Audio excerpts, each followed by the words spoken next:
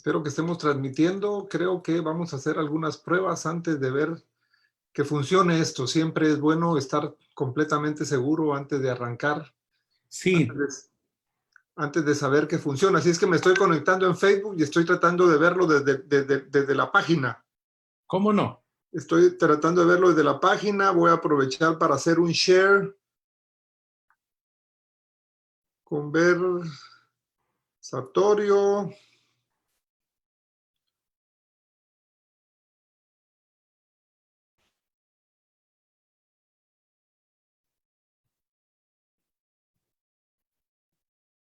Ya vamos a empezar sobre lo espiritual en tiempos de pandemia.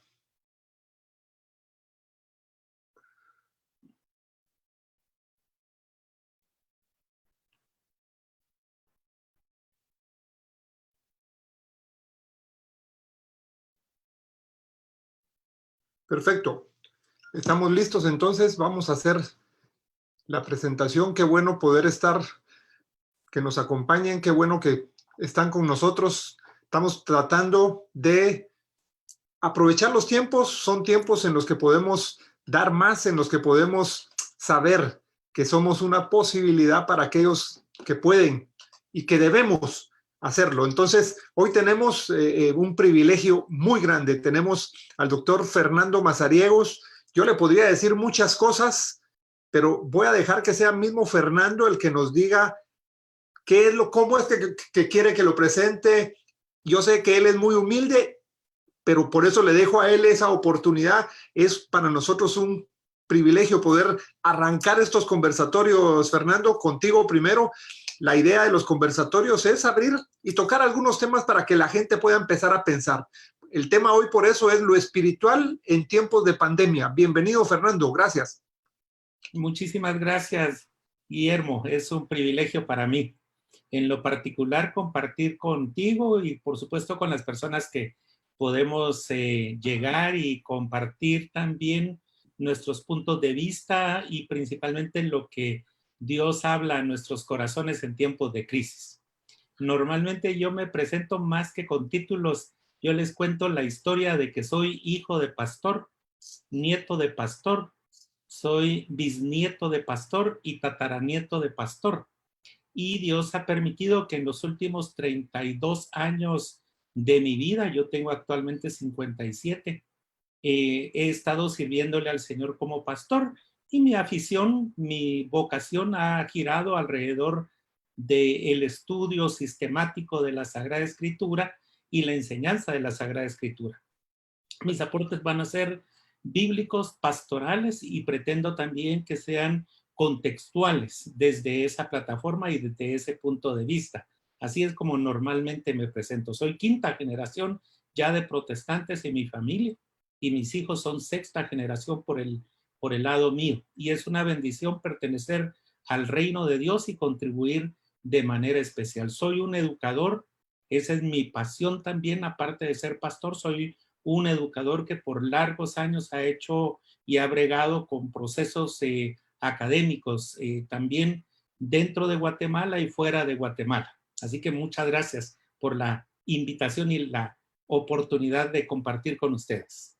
Gracias, Fernando. Yo conocí a Fernando a principio de año y es aquella relación me marcó mucho por su facilidad de hablar de la palabra. O sea, era como hablándome a mí como un dummy y yo no tengo los conocimientos que él tiene bíblicos, pero en realidad fue una muy buena oportunidad de conocer a alguien quinta generación. Pero también me gustaría preguntarte, seguiré preguntándote algunas cosas para que la gente te vaya conociendo, pero aprovecho esto que estamos hablando de quinta generación. En esas 5 generaciones y sextas que tienen tus hijos, ¿se había presentado alguna vez algo como lo que ahora estamos viviendo? Bueno, en lo que yo tengo de memoria, no. Hemos sufrido catástrofes naturales en donde ha habido muchísimas personas que han perdido bienes y la vida. Yo soy también parte de una generación que aquí en Guatemala sufrió un terremoto terrible con 25, 27 mil personas que fallecieron. Nosotros mismos perdimos nuestro hogar por nuestra casa porque esta se cayó con ese terremoto, pero una pandemia de esta magnitud y a nivel mundial como se presenta, ni siquiera es una pandemia regional, sino que ha sido y sigue afectando a nivel internacional. La respuesta es no, ¿verdad? Y creo que nos vino a sacudir a todos y a presentarnos desafíos para replantear la fe y nuestros principios y valores como cristianos. Tomo lo que tú estás diciendo, replantear la fe. ¿Será que necesitábamos un sacudón en cuanto a replantear la fe, Fernando? Digo esto porque no sé si las iglesias o lo espiritual se había adecuado a un templo y estábamos como muy adecuados a eso y a otros métodos. Yo he estado diciendo y enseñando que frente a nosotros se cayeron todos los métodos conocidos por años y por generaciones, cayeron ahora. Entonces, ¿cómo crees tú eso? Sí, claro, yo sí creo en lo que tú estás diciendo y quiero comenzar con tres planteamientos tratando de dar respuesta a lo que Guillermo está diciendo. Lo primero que yo enseño, no solo por la crisis, sino por lo que yo enseño, es que siempre es más fácil seguir emulando, repitiendo patrones. Lo difícil en la educación moderna actual es aprender a desaprender para volver a aprender. Ese es un desafío que los pastores, que los ministros, que los líderes, que los sacerdotes en sus comunidades de fe normalmente se van a plantear. Es sumamente difícil que la gente quiera desaprender para comenzar a aprender de nuevo. Casi siempre miramos hacia atrás y nuestra mirada es cortoplacista y pensamos que la fe inició con la iglesia donde nosotros participamos o en donde nosotros nos congregamos. Y para nosotros el cristianismo es ese modelo únicamente. Y esto también nos hace a nosotros, entonces, en primer lugar, aprender para volver a aprender de nuevo, que es el desafío, y ver que el cristianismo es mucho más que lo que nosotros hemos experimentado y visto. Lo segundo, yo creo que una de las cosas que nos tiene que volver a presentar la palabra de Dios es que el cristianismo no es sinónimo de hedonismo, solamente la búsqueda del placer, como lamentablemente hemos tenido nosotros las últimas décadas de cristianismo en América Latina, en América completa. No solamente la búsqueda del placer, aunque Dios también está propiciando y cultivando y desarrollando que nosotros tengamos medios de satisfacción, pero el cristianismo se ha reducido muchas veces a la búsqueda del placer y esto nos vino a sacar del balance. En tercer lugar, creo yo que nosotros hemos caído en una cultura, porque esa es la cultura occidental principalmente, de una búsqueda de lo que a mí me sirve, me interesa y me es útil. Entonces, de alguna manera también esto nos ha venido a sacudir porque el cristianismo no es sinónimo de utilitarismo o la búsqueda de mi propio beneficio.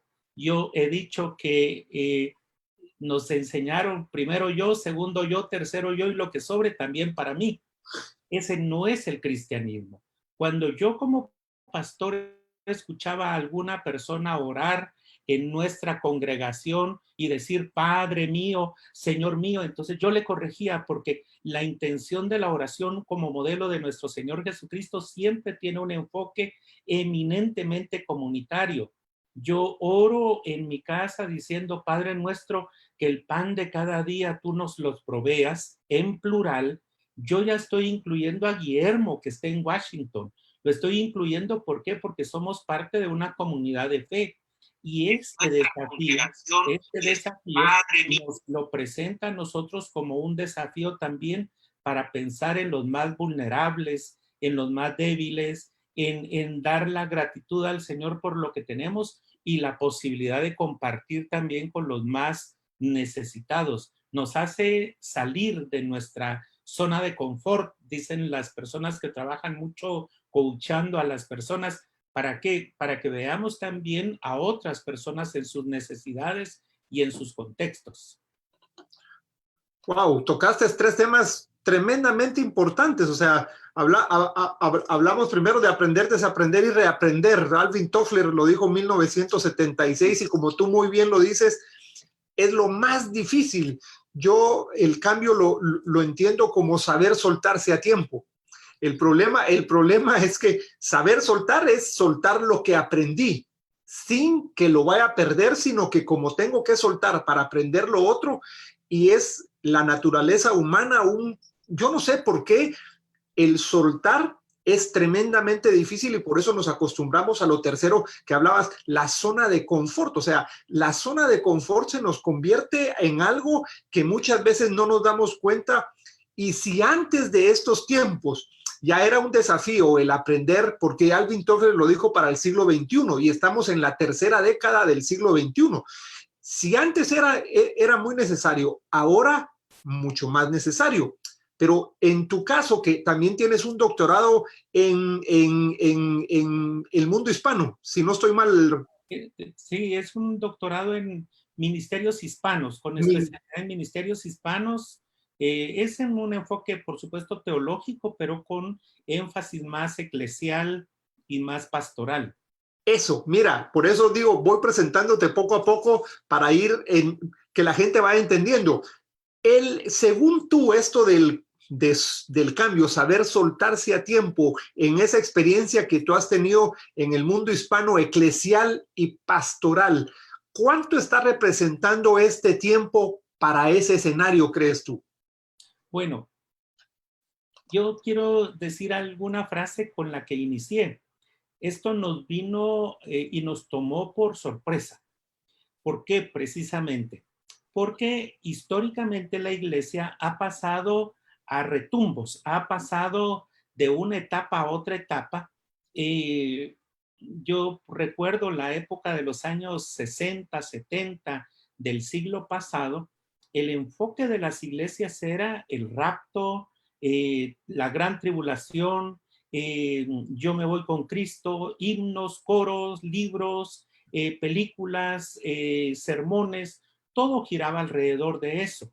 Era una época de mucho escapismo de la realidad y, por supuesto, de la ausencia de líderes. Y esto nos vino esto nos vino a raíz de todos los conflictos de la Segunda Guerra Mundial, de todo lo que provocó Vietnam, y esto afectó no solo a Norteamérica, sino que a América, y perdimos nuestros líderes. Y entonces la iglesia, con la necesidad de recuperar liderazgo, protagonismo, lo que encontró fue un escapismo. Ya a finales del siglo XX comienza entonces a olvidarse el tema de sermonario, homilético, pastoral de la segunda venida de Cristo por buscar precisamente a través de propuestas como la teología de la prosperidad, casi diciéndole, Señor, ni se te ocurra venir en este tiempo porque mis pastores me están diciendo que yo tengo que hacer dinero aquí, hacer empresas. Entonces, ese tema se alejó también de los púlpitos y entonces lo que provocó fue sacralizar lugares. Nuestro país es bendito porque políticamente hizo tal cosa. Nuestro país es bendito porque tenemos un presidente cristiano.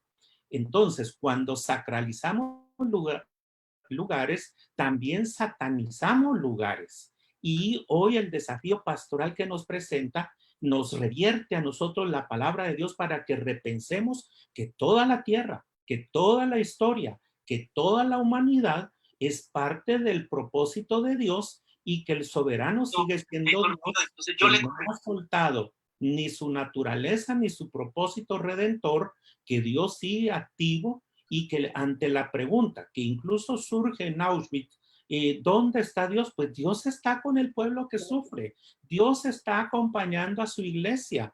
No es ajeno ni indiferente. Pero ¿y qué pasa con cristianos que mueren? ¿Y cuál es el resultado de la caída original? Que muchos moriremos, que el mismo Jesús murió, resucitó por supuesto, que los apóstoles murieron, que sufrieron enfermedades, que sufrieron persecuciones. Yo creo que es necesario replantearnos en los ministerios hispanos principalmente, la buena noticia es que Dios está con nosotros, pero eso no quiere decir que no suframos, que no nos deterioremos, que no nos enfermemos y que nadie pueda ni se atreva a decir en este tiempo que es por falta de fe que nos enfermamos. Yo le diría, atrévase a decírselo a Pablo. Dígale a Pablo, usted siguió enfermo, Pablo, porque no tuvo fe. Yo no me atrevería a decirle esa afirmación a Pablo, pero lo que sí puedo ver es la frase con la que complementa Pablo ya la predicación de su enfermedad, la exposición, cómo él se pone vulnerable. Y él dice, yo le pedí al Señor porque estoy enfermo. Y lo que él me respondió fue una palabra de aliento. Pablo, bástate mi gracia. Y mira, Guillermo, una de las cosas que eso nos hace pensar es, en este momento la iglesia como tal, tendríamos que reaprender a ser humildes y a sentirnos vulnerables delante del Señor. Es que yo pequé con Adán, así lo dice Romanos 5. Y por supuesto, Romanos 5 también dice que a raíz de haber pecado en Adán, tuvo Dios la necesidad de presentarme a mí, al único justo que me puede justificar, y entonces yo tengo que aprender que no es meritorio la posición que yo tengo ahora, sino que es básicamente la gracia de nuestro Señor la que nos ayuda y la que nos sostiene. Y si morimos, tal como lo decía la himnología vieja, para el Señor morimos, y si vivimos, para el Señor vivimos. Lo que debemos ser es siempre personas espirituales al declarar nuestra necesidad delante del Dios Altísimo. Somos vulnerables, pero la gracia de Dios es la que nos sostiene cualesquiera que sea la circunstancia. Wow, muchísimas gracias. De veras, esa respuesta, cuando tú dijiste ¿dónde está Dios? Me acordé de Rabbi Zacarí. Entonces, me imagino tú sabes quién es Rabbi Zacarí, un tremendo conocedor de la palabra, un apologista cristiano. Y acabo de leer algo. Fíjate que él decía que en Estados Unidos nos hemos acostumbrado tanto a la comodidad, nos acostumbramos tanto a las respuestas rápidas, nos hemos tan acostumbrado tanto a los datos, análisis rápido y todo esto que cuando descubrimos que estaba fuera de control es lo que nos está poniendo muy desalentador. Pero Claro. dice él que la gente tiene una mentalidad sobria al respecto y que no tiene que ser arrogante y asegurarse de que en todo momento su vida y su relación con Dios y con su familia sean fuertes, porque al final eso es lo que importará más. O sea, me acordé de eso que había leído el fin de semana y es lo que tú estabas diciendo, es ¿no será que el entorno este en el que vivimos, digo, cuando Romanos 12:2 dice no os adaptéis? Yo le digo, yo siempre he visto esto como, mira, no adaptarte al mundo en el que vives es muy difícil. O sea, en realidad hay que ser sincero. No adaptarse al mundo que vives es muy difícil. Es una lucha diaria, pero que al final con quien tú estás peleando para eso es contigo mismo. No estás peleando con el entorno. O sea, el entorno sigue igual. Y cuando sigue Pablo hablando, diciendo, transformados por medio de la renovación de la mente. O sea, cuando él dice, él utiliza transformados tú, pero tienes que trabajar en la mente. Y ahí entra el proceso este que tú trajiste a colación primero de saber soltar a tiempo, de tener que aprender, desaprender y reaprender. Y cómo en esto el tema, por eso el tema hoy era lo espiritual y es desde la palabra, ¿cómo es que nosotros podemos ser una posibilidad para que la gente pueda entender mejor que hay que saber soltar a tiempo y ser humilde? Digo, desde esa humildad que la misma palabra nos enseña. Sí, bueno, voy a hacer dos comentarios, Guillermo.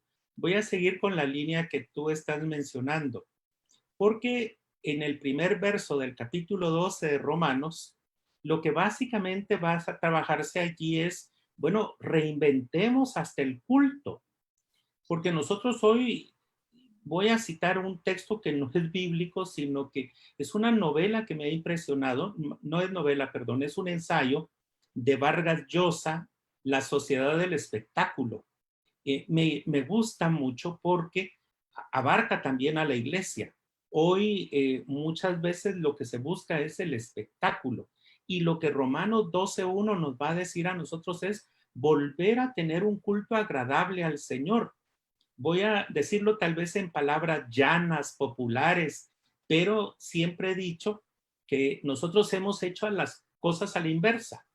Mi abuelita decía a la disconversa, decía mi abuelita, ¿verdad? Bueno, hemos hecho las cosas a la inversa. ¿Por qué razón?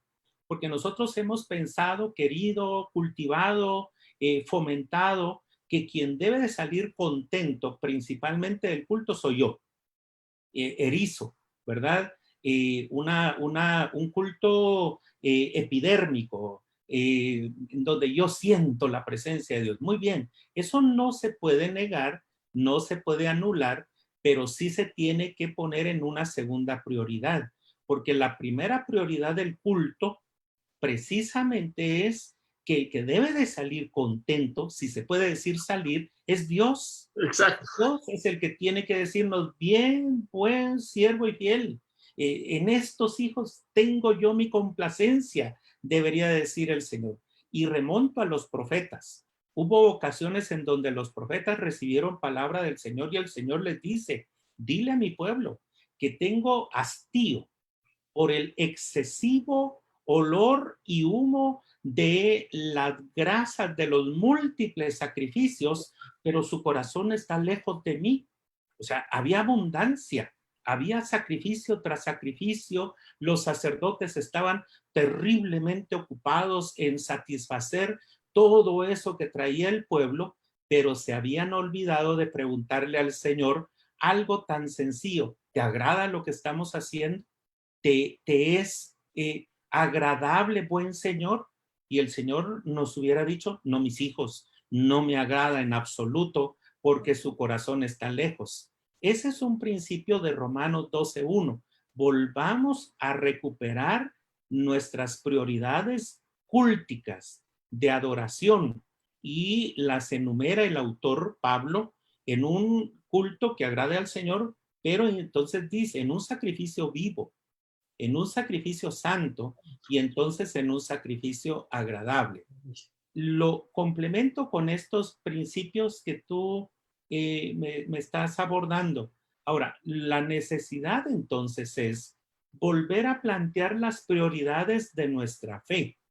Una de las prioridades de nuestra fe que hoy se está dando, por ejemplo, aquí en Guatemala, nosotros tenemos un toque de queda. A las 4 en punto de la tarde hasta las 4 en punto de la mañana de mañana, las personas no podemos salir de nuestros hogares so pena de ser capturados, remitidos a un juzgado y liberados a través de penas de económicas, perdón, o incluso prisión preventiva por alguna cantidad de días hasta que paguemos las multas respectivas. Muy bien. ¿Qué nos ha enseñado esto? Bueno, podemos abordarlo, Guillermo, en temas económicos, en temas sociales, pero hay temas que nos tenemos que plantear como iglesia. Primero, Dios nos dio también un alto, ese entrar al reposo del Señor, disfrutar también las cosas maravillosas, por ejemplo, la familia, la lectura sosegada de la Sagrada Escritura, no el corre y corre de todos los días. Hoy estamos forzados, Dios nos puso un stop ahí para que nosotros estemos sosegados, buscando su rostro, apreciando la provisión divina. ¿Por qué? Porque muchas veces quienes tenemos ingresos a cambio de lo que hacemos en el día a día, hoy nos damos cuenta que nuestra provisión siempre sigue siendo el Señor. No es nuestro múltiple sacrificio, es la provisión divina la que hoy nosotros podemos apreciar. No los voy a dejar, cualquiera que sea la circunstancia, dice el Señor como palabra profética, no los voy a dejar. Sí, Señor, pero las cosas escasean, pero no los voy a dejar. Sí, Señor, pero en la vecindad hay personas enfermas, pero yo no los voy a dejar. Señor, pero se anuncian cambios dramáticos en la economía, pero no los voy a dejar. Y entonces tenemos que volver a aprender a depender absolutamente de nuestro buen Señor. Y ese es un principio de espiritualidad. Un principio creo yo, de recuperar una infancia espiritual, ¿verdad? Fíjate, Guillermo, que nosotros en casa somos 4 personas, mi esposa, 2 hijos y yo, pero cuidamos a 2 niñas pequeñas de 1 año y 3 años, que son sobrinas, hijas de una médico que tiene que ir al hospital a cubrir ella trabaja a diario en el hospital. Estas 2 niñas tienen una paz, juegan, se divierten, comen, se distraen, piden, exigen si tú quieres, ¿verdad? Y muchas veces nosotros tenemos que voltear a ver la enseñanza de Jesús y nos dice el Señor, y esas son las espiritualidades que debemos de recuperar.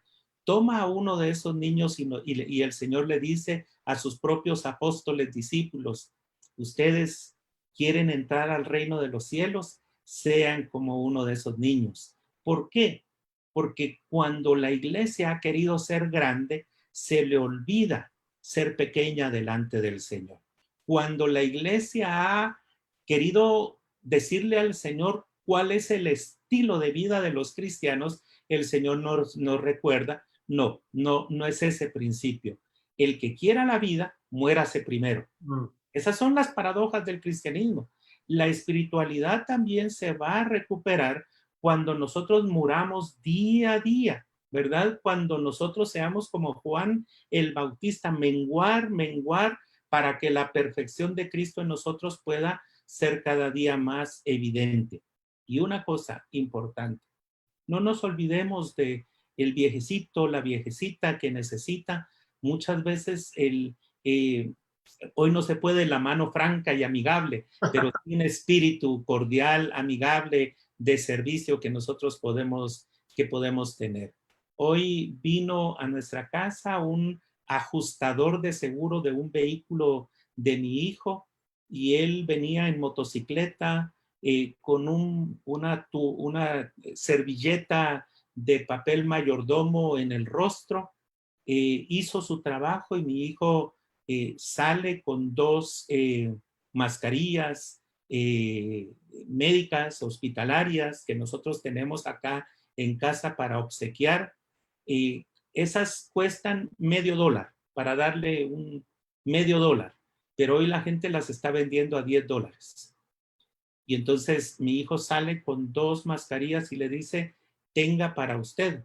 Y la persona con un par de lágrimas en los ojos le dice que esa mascarilla de papel, de papel mayordomo, su esposa se las hizo en casa para que él se protegiera. Y entonces la actitud nuestra siempre tiene que ser de estar con el vulnerable, con el que necesita. La iglesia tiene que recuperar una espiritualidad de amor al prójimo también. Wow, no sé por dónde, no sé ni qué tratar de decir con lo mucho que has dicho insisto, reitero, perdón, que cuando yo te conocí sabía, o sea, esa sintonía es el poder hablar de una manera con humildad, veámoslo de esa manera, y yo de veras agradezco que estés aquí con nosotros. Pero tú dijiste algo muy importante y creo que yo mismo había caído en ese error, en que muchas veces yo les decía, miren, nosotros a veces predicamos, oramos, hacemos alabanza para nosotros mismos y no pensamos en la persona, pero hay que retomar después de Dios, las personas son más importantes. Entonces, lo primero es cómo hacer que Dios esté contento con lo que estoy haciendo y no piense, sí, después de él la persona, o sea, lo vertical con lo horizontal, pero creo que nos habíamos ido por lo horizontal y este tiempo de volver, lo que tú hacías mención a los versículos que dice, es demasiado, ¿cómo se llama? Demasiado, ¿cómo se le llama eso? Demasiado sacrificio. Lo mismo que le dijo Samuel a Saúl cuando venía con lo que no tenía que matar y le dijo él, mira, es la obediencia y no los sacrificios los que agradan a Dios. Y ayer escuchaba de un profeta amigo que incluso dice, la desobediencia tardada es desobediencia. Y creo que en este tiempo, cuando tú me traes eso, uno de los mayores impactos que puede darse desde lo espiritual y lo biblista que tú tienes, y como tú mismo dijiste al principio, yo no puedo hablar de otra manera, sino desde la palabra misma, es cómo hacer para que los chicos, los jóvenes, o como las niñas que tú mencionabas que están en casa, puedan entender qué es la obediencia desde la palabra en estos tiempos en el que para muchos cuesta el ser obediente. Si cuesta el ser obediente para los grandes, porque uno mira los índices de gente que es detenida ahora porque no obedece, en Guatemala es toque de queda, cuarentena social, pero es increíble cómo no, y no estoy hablando solo de América Latina, Estados Unidos, en muchos lados está pasando lo mismo. ¿Cómo crees tú que lo espiritual puede ser un arma fundamental para que nosotros en estos tiempos podamos transmitir la obediencia? Muy bien. Uno de mis profesores, lindo, precioso, era un profesor de homilética y él enseñaba desde la perspectiva del Evangelio de Pablo, casi como un trípode. El trípode de la predicación que el doctor nos enseñaba a nosotros era y sigue siendo muy pertinente, basado en la cristología paulina. La cristología paulina se centra en tres elementos que, insisto, se convierten en un trípode de la fe. El primero, la encarnación del Hijo de Dios. La encarnación del Hijo de Dios es un abajamiento, es un bajarse. Dios se abajó para ser semejante a nosotros. El mayor acto de humildad nosotros podemos verlo precisamente en la encarnación del Hijo de Dios. Y para Pablo tiene que ser emulado, tiene que ser imitado, tiene que ser absorbido y tiene que ser también didáctico en toda la iglesia. La encarnación. El segundo elemento que nos enseñaba, que yo lo sigo enseñando también, sobre eso basé una tesis doctoral en Columbia University, donde estudié ahí en Nueva York. El segundo elemento es la crucifixión. La crucifixión y la cruz de Cristo es el mayor acto de obediencia. La Biblia lo dice, Pablo lo dice, obediente hasta la muerte y muerte de cruz. Y el tercer elemento que compone la cristología para Pablo es la resurrección, ¿verdad? El mayor acto de glorificación, bíblicamente hablando, es la salida de Jesús de la tumba y dejar precisamente la tumba vacía. Entonces los voy a repetir. El mayor acto de humildad es la encarnación. El mayor acto de obediencia es la cruz. Y el mayor acto de glorificación es el sepulcro vacío. Ahora, unámoslos. ¿Cuáles son los elementos volitivos, o sea, los que Jesucristo aporta? La encarnación, heme aquí, envíame a mí, dicen las palabras proféticas, y por eso yo digo que nuestros púlpitos siguen siendo proféticos, ¿verdad? Heme aquí, envíame a mí. Dos, lo que pone Jesucristo es la obediencia, es más, titubea ante la posibilidad del dolor, del cruento dolor que le deparaba llegar a la cruz y le dice al Señor, Señor, Dios, Padre, si es posible, trastoquemos el plan, si es posible que pase de mí esta copa. Pero entonces el mismo Jesucristo viene y nos plantea la respuesta automática que le da al Señor, pero no se haga como yo digo, sino que conforme a tu voluntad. Muy bien. Los dos pasos primeros, la humildad y la obediencia, son parte de lo que Jesucristo hace. Pero el principio que también me cautiva es creer, confiar y escudriñar que es Dios el Padre el que glorifica a su Hijo al llamarlo de entre los muertos y convertirse en la primicia de la resurrección. Bueno, ahora, mira Guillermo, a veces las personas, como yo que he trabajado con congregaciones, yo mismo ante Dios, con mis hermanos pastores, ministros, líderes, académicos en donde he servido con las universidades, pretendemos pedirle a la gente obediencia, pero hay un elemento fundamental antes de la obediencia y es precisamente la humildad. ¿Qué condujo a Jesucristo a la cruz del Calvario? La humildad, el amor, ¿verdad? O sea, nadie puede ser obediente si previamente no es humilde. Si no es humilde, no puede ser obediente. Ahora, ¿sabes que si busca la humanidad? Toda una contradicción. Busca la glorificación, se autoglorifica, ¿verdad?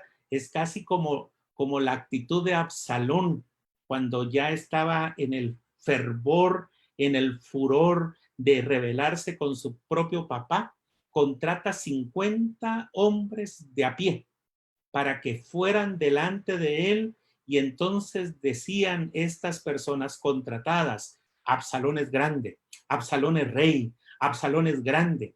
La iglesia ha contratado a 50 personas para que vayan delante de ella diciendo somos grandes, somos benditos, somos poderosos, pero se nos ha olvidado que el que nos debe de glorificar no somos nosotros a nosotros mismos, sino que debe ser Dios. Entonces, ¿cuáles son las partes que nos corresponden a nosotros? Uno, imitar la humildad de Jesucristo.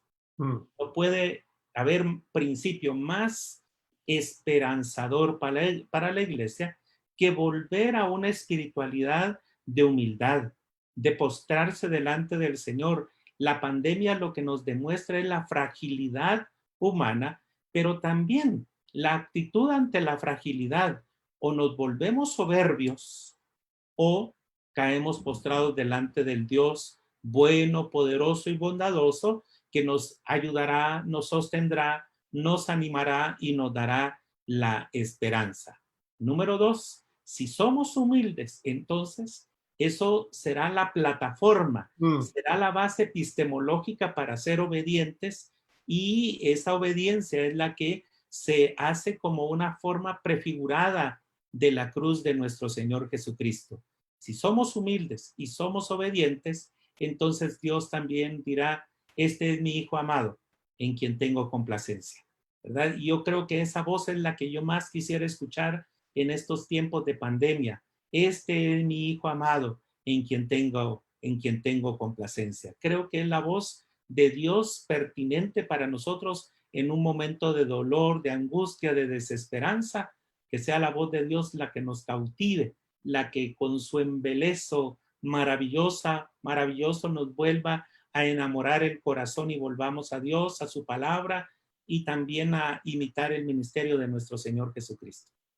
Wow, yo te iba a decir cómo puede cerrar, pero yo creo que no hay mejor cierre de lo que acabas de decir. Realmente lo que el Señor nos está llamando en este tiempo, justamente creo es habernos quitado todo lo que para nosotros era importante, las carreras, como tú decías, todo lo que era importante. Yo tuve que cancelar todos los viajes y déjame abrirte mi corazón. Yo le decía a mi esposa, casi que con lágrimas en los ojos, creo que yo me había equivocado y ya estaba un poco desenfocado en lo que tenía que hacer. O sea, ¿por qué lo digo? Era porque estaba tratando de encontrar el tiempo, tratando de encontrar el punto en el que yo estoy dejándome hablar por el Señor, abriendo el espacio en el que puedo ver por qué el Señor me ha dado lo que me ha dado, y la humildad que tú dices probablemente yo no la había tenido en ser humilde para escucharlo más a él. Quisiera darte el espacio para cerrar, Fernando, de veras ha sido increíble. De repente la otra semana podemos hacer lo espiritual en tiempo de pandemia 2. Estamos empezando a hacer estos conversatorios en tiempos de oportunidad, les llamamos. Vamos a hacer con varias otras personas, pero si yo te digo lo espiritual en tiempos de pandemia, ¿qué le quisieras dejar a las personas más allá de todo lo que le has dado, que ha sido espectacular? Muchísimas gracias. Yo quisiera cerrar con una idea que enseño en un curso y que también lo he trasladado, por supuesto, a la iglesia. En medio de las circunstancias, tenemos que recuperar el espíritu profético. Soy un profeta al afirmar esto en el nombre del Señor. Cuando Ezequiel, y eso lo podemos ver en el capítulo 1 de Ezequiel, y con todos los profetas, Cuando Ezequiel estaba en el exilio, ¿dónde estaba Dios? Mojándose los pies allí en el río Quebar, junto con los exiliados. Dios se ha abajado para estar con nosotros. No estamos solos. Voy a terminar con 3 ejemplos de los abajamientos de Dios, aunque hay muchos. Adán y Eva pecan y el Padre desciende. Y en una figura tan humana, tan poética, el autor del Génesis dice que Jehová se paseaba en el huerto buscando a Adán y a Eva. Nosotros no fuimos quienes buscamos a Dios cuando nos cansamos de pecar. Es Dios el que bajó para buscar a Adán y a Eva y comenzar todo un plan de redención. Número 2, cuando la humanidad había centrado, y en este caso el pueblo judío, había centrado su fe en un templo, entonces viene Jesucristo y se encarna, el abajamiento del Hijo de Dios. Allá se abajó el Padre buscando a Adán y a Eva. Ahora le corresponde al Hijo abajarse y habitar y caminar con nosotros. Yo soy posiblemente como esos caminantes de Maús, sin desesperanza, aunque mi corazón arde en algún momento, porque aquí a mi lado viene el que se encarnó para trabajar, para estar con nosotros, para caminar con nosotros y para acompañarnos. Pero también ese que se bajó, nuestro Salvador, nos dice, no los voy a dejar solos. Y en el Pentecostés hay un tercer ejemplo de abajamiento. El Espíritu Santo vino, se abajó para estar con su iglesia para siempre. Allí está el Espíritu de Dios. Y dice Romanos 8, que el Espíritu nos dice a nosotros, primero, que somos hijos de Dios. Además, nos dice que somos la herencia del Señor. ¿Por qué? Porque también si hijos herederos. Y lo tercero, el Espíritu nos enseña a orar, porque nosotros a veces no sabemos orar como conviene, pero el Espíritu le da testimonio a nuestro espíritu desde el Pentecostés que Él está con nosotros y que no nos va a dejar. Somos una manada pequeña, pero el abajamiento de Dios el Padre, el abajamiento de Dios el Hijo y el abajamiento del Espíritu Santo son la promesa para nosotros y para el pueblo de Dios de que el Señor está a nuestro lado y nunca nos dejará y nunca nos abandonará, cualesquiera que sean las pandemias o las crisis que pasemos como humanidad. Wow. Me acordé una palabra que me impresionó cuando te conocí allá en Rehoboth con Sergio Madrazo, que si se oyó una llamada fue Sergio. Ya le voy a decir, oiga, me llamaste en medio de la conversación con Fernando, pero el tema del abajamiento, yo lo aplico a mi persona y lo quiero dejar a la gente. Si, como tú muy bien nos has dicho, han habido 3 abajamientos, Dios, Hijo y Espíritu Santo. Cuando Daniel, en el capítulo 10 de Daniel, dice que el ángel llega y le dice, tu petición ha sido escuchada porque te abajaste. Digo, le pongo abajaste porque te humillaste. Sí. Yo creo que lo que nos falta a nosotros es ese abajamiento, en creer que somos nosotros los que podemos hacer las cosas, los que podemos salir de esto. Y creo que cuando nosotros nos abajemos, hagamos ese proceso de abajamiento, esos 3 abajamientos van a cobrar el papel y la relevancia que tiene que tener para que este tiempo, desde lo espiritual, este tiempo de pandemia, desde lo espiritual, cobre su vigencia.